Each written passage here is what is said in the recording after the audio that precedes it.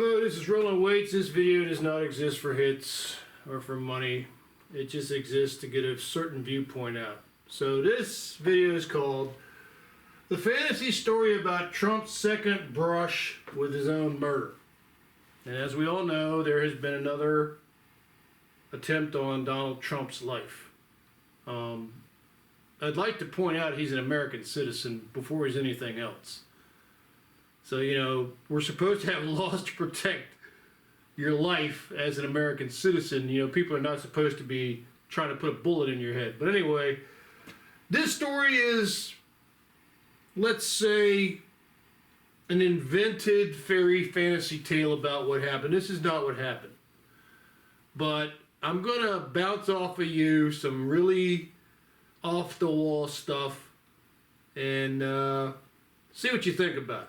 So, the story we heard was that Trump went up to this this golf hole, and a Secret Service agent saw a barrel of a gun sitting through a fence 300 yards away. And what I heard of the story was that he shot 4 shots up in the air. Okay? Now here's my fantasy story. It's not true. I got no proof. But here's my fantasy story. My fantasy story is this. This is a fantasy. I'm making this all up. This ain't the truth. Those 4 shots was the assailant shooting at Trump 4 times. He put that crosshairs of that scope on President Trump's forehead, on the side of his head, and shot at him 4 times and missed. Now, I'm not getting into the details of how you can shoot at somebody with a scope and miss them 4 times. But it can happen. And it happened. And what happened was our assailant timed out. He gave himself a budget of under 10 seconds to kill President Trump and to leave, because he knew what happened to Crooks. He knew that Crooks got his brains blew out. There's a whole nother dirty side to this thing. It's my fantasy story here, okay? It's not true. This is all fantasy. We're having a fantasy story here, okay? So he shot at the president 4 times, and Larry Moe and Curly at the Secret Service looked up and went, "Hey, Moe, who's shooting off firecrackers, you lug? Those sound like gunshots." And Larry said, "Well, someone should stop them, you lug. We're supposed to stop them ourselves." So the ones who were around the president covered him up, and our assailant realized that he had shot at the president 4 times and missed. And he had timed out. So he left the area. And that's why he left all of his gear there, because he did not accomplish his task. So now what he was trying to do was he was trying to leave the area to get away from his handlers. Yes, that's what I said, his handlers. Remember, this is a fantasy story. Now, the funny part is nobody knew that President Trump and his buddy was going to go golfing, except for very few people in the Secret Service and in the other gentleman's organization. But this guy knew 12 hours ahead of time where President Trump was going to be. And he was allowed to sit there for 12 hours. 12 hours. 12 hours. He was allowed to sit there and wait.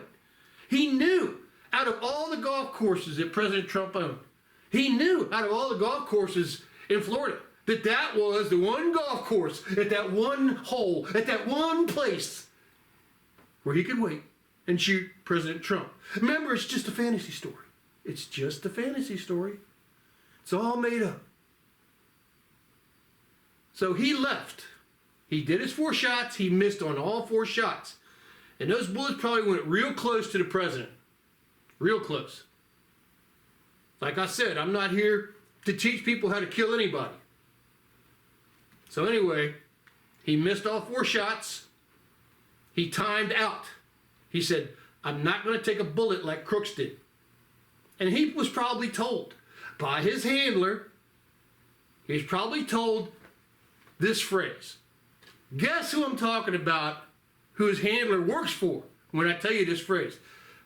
What about Crooks? I don't want to get shot in the head like Crooks. He said, don't worry about that. We're not going to have counter sniper teams there that day.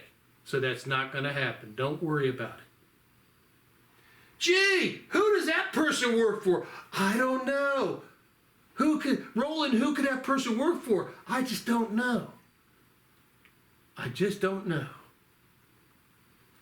So anyway, this guy hops into his waiting Nissan SUV and drives away. The Nissan SUV that, unless somebody else was driving it, was sitting there outside that fence for 12 hours. You're telling me that somebody didn't drive around that place and see that SUV? So, in any case, the next time we see the assailant who gets picked up by this magical person who comes forward with this magical picture, it's the only reason we know about this guy, is that some good citizen ran up with a phone and snapped the picture. Well, guess what? In my fantasy story, guess who that magical person is? That is the last hitch effort to kill the assailant, so he can't talk about who was his handlers, where he got his information from, and all that. And if you look at that picture, I would not be surprised if that picture shows a scene, a natural scene where the truck is parked that has nowhere. There's no identical picture like that around that golf course, because they took that picture when they had their meeting. If you look at the background of that picture, I'll bet you that picture shows his vehicle in a completely different setting. Because the reason for the picture is to identify the man, hoping that they could get their teams there to kill this guy before he got arrested. And that's why he was smiling when he was arraigned. Because he knew he had out-survived the people that were aiming to kill him. And every time he appeared on picture, on camera, it was just that less a reason they could kill him. And they may yet still kill him.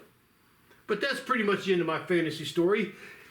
The story that the Secret Service put out is quite a wonderful story. But my story is a fantasy story. Their story is supposedly the truth. My story is a fantasy story where this guy took 4 shots at President Trump and missed 4 times. And he timed out and he left. He walked away because he didn't want to wind up with his head blown open like Crooks did. And when he left the woods, he hopped in his truck.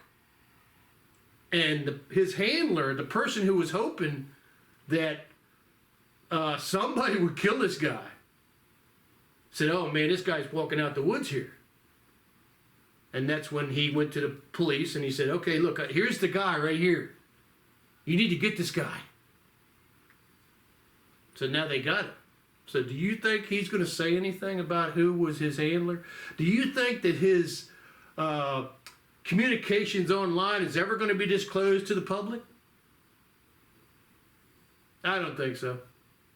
But I just thought I'd post this little fantasy story because, you know, we've got a lot of fantasies going on these days, you know?